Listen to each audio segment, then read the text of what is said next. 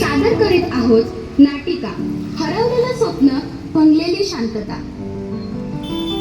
No to drugs, yes to dreams. Lost dreams, broken peace. दृश्य पहिले. घरातील तणावपूर्ण संध्याकाळ. आई आणि बाबा बसले आहे. वातावरण गंभीर आहे. राहुल घरात उशिरा येतो.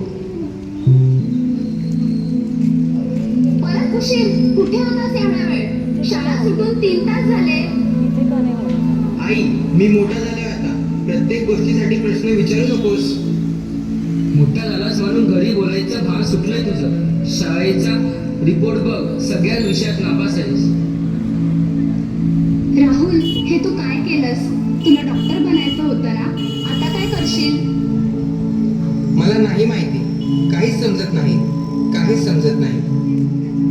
तो दरवाजा उघडून खोलीत जातो. दृश्य दुसरं. वाईट संगती, ड्रग्सचं पहिलं सावट. शाळेच्या बाहेर आवारात राहुल आणि समीर एका कोपऱ्यात उभे आहेत. अरे राहुल, थोडा चिल कर ना यार. हे बघ, सगळेच घेतात. आयुष्य एकदम मस्तच वाटतं. टेन्शन गायबच होऊन जातं. पण हे बरोबर नाही ना. माझा आईबाबांचा माझ्यावर ती खूप विश्वास आहे. तू फार विचार करतोस यार. एकदा घेऊन तर बघ, एकदम बरंच वाटतं. चल, ट्राय करून बघ. राहुल थांब. हे काय चाललंय? हे तुला संपवेल. अजूनही वेळ गेली नाही. तू माझा मित्र आहेस की पोलीस? जा इथून. दृश्य तिसरे. शिक्षकांचा कडक इशारा. शाळेतील ऑफिस. आई, बाबा आणि शिक्षक बसले आहेत. राहुलचा चेहरा पडलेला आहे. राहुल, तुझ्यात प्रचंड क्षमता आहे, पण गेल्या काही महिन्यात तू बदलला आहेस. अभ्यास नाही, गैरहजर असतोस. आम्हाला माहित नव्हतं की आमचा मुलगा ड्रग्सच्या आहारी गेला आहे. ही केवळ त्याची नाही, आपल्या सगळ्यांचीच हार आहे. पण अजून उशीर झालेला नाही.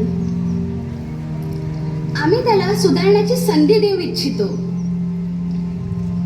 मग त्याला व्यसनमुक्ती केंद्रात दाखल करा आणि सर्वप्रथम त्याला त्यासाठी साथ द्या. घराबाहेर काही शेजारी आणि नातेवाईक जमले आहेत.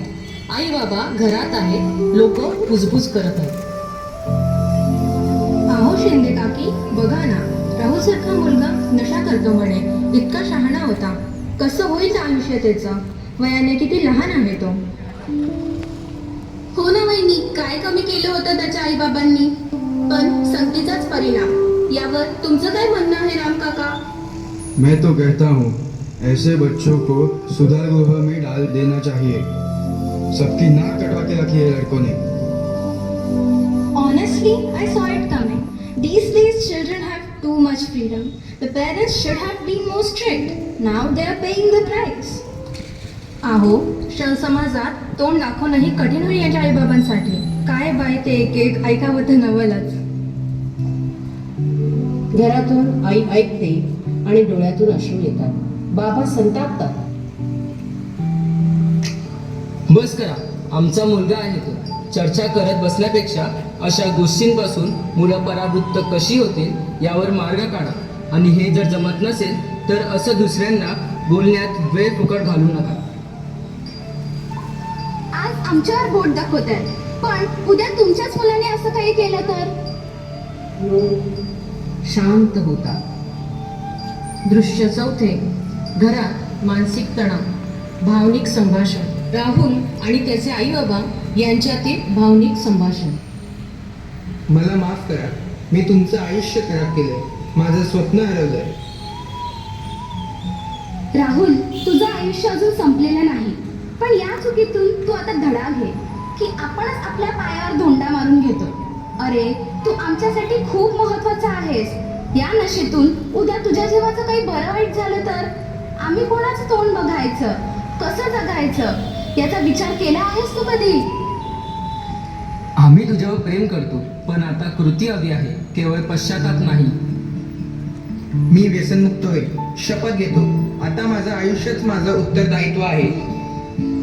दृश्य 5 1 वर्षानंतर व्यासपीठावर प्रेक्षकांसमोर राहुल एका व्याख्यानात बोलतो आहे.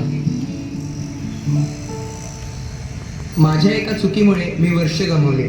या वर्षभरात मी काय काय गमावले? अभ्यास, मित्र, विश्वास, सगळंच. माझ्या आईबाबांना लोकांची नजर चुकवावी लागली. ड्रग्ज क्षणिक आनंद देतात पण कायमस्वरूपी अंधारात टाकतात. आज मी इथे आहे कारण मला दुसरी संधी मिळाली. मी वचन देतो मी स्वतः सुधारेल आणि इतरांनाही यातून वाचवण्याचा प्रयत्न करेन. एक मुलगा ड्रग्जमध्ये हरवला.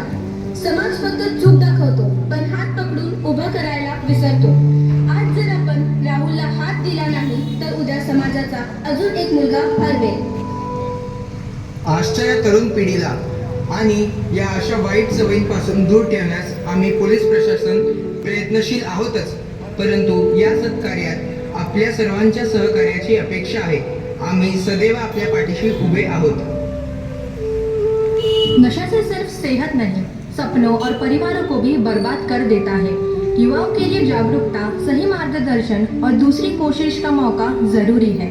अगली पीढ़ी को बचाने के लिए माता पिता और शिक्षक को साथ मिलकर काम करना चाहिए. चला आपण सगळे मिळून म्हणूया, नशा से दूरी, शिक्षा है जरूरी. No to drugs, yes to dreams. नशा नहीं, शिक्षा चाहिए. नशा मुक्त भारत, शिक्षित भारत.